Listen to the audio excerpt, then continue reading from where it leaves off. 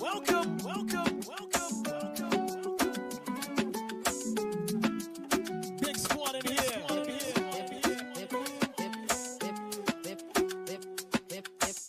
All right. Deep dive time.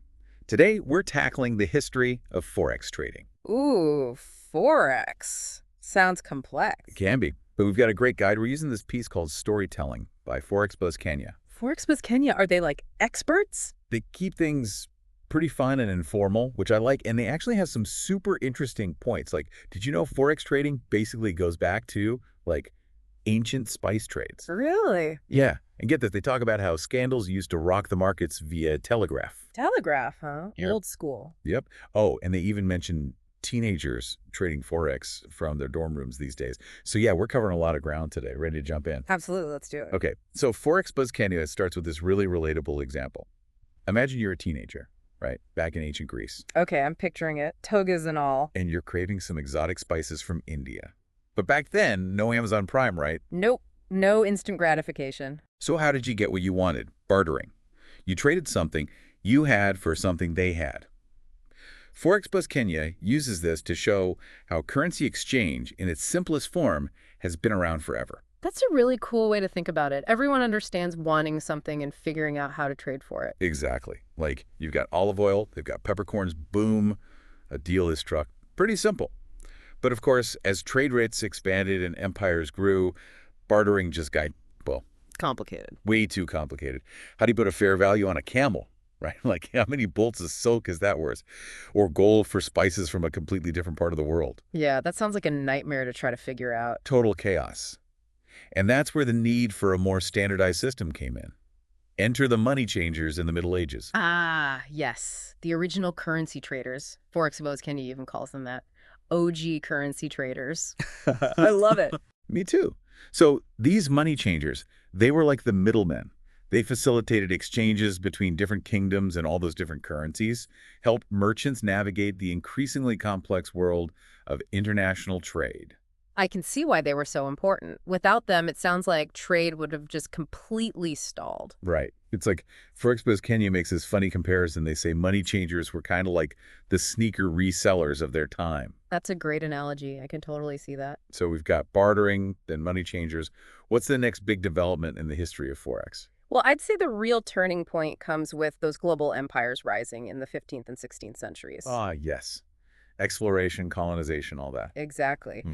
Think about it. You've got Spanish conquistadors landing in the New World loaded with gold. They're eager to trade that gold for, say, Chinese silk. Then you've got British explorers returning from the East with ships full of tea and spices ready to swap for European goods. This explosion in global trade, it really demanded a more structured system. Yeah, a more efficient way to handle all that currency exchange. Wow. It's amazing to think about how global trade was already shaping economies back then. The world was shrinking, even centuries ago. It really was. And this global trade, it kept growing. Fast forward to the 19th century, and bam, the invention that changed everything. The telegraph. Oh, yeah, the telegraph. Yeah. That must have been a game changer for Forex trading. Huge game changer.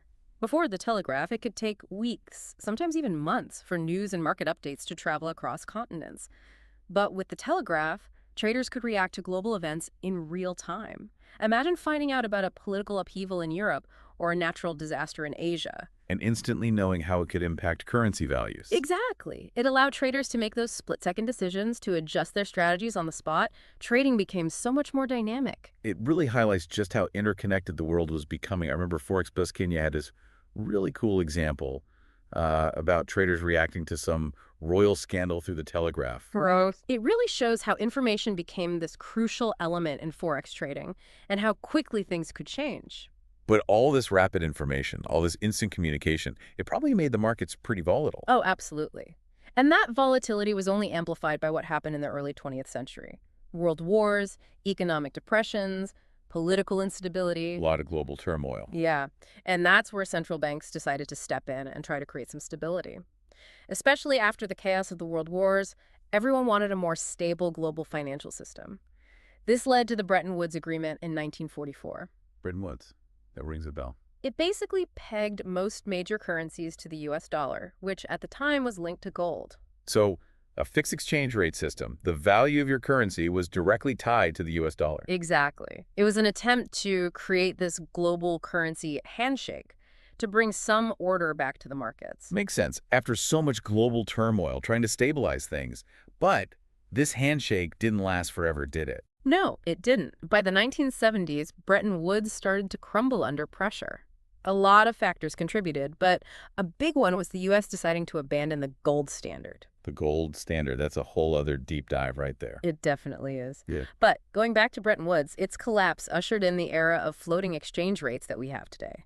The value of currencies is determined by market forces, supply and demand. Right. And then, of course, you can't talk about the modern Forex market without talking about the internet, the ultimate game changer. Absolutely. Like ForexBuzzKenya pointed out, now you can trade Forex from your dorm room. Full circle from that ancient Greek teenager, right?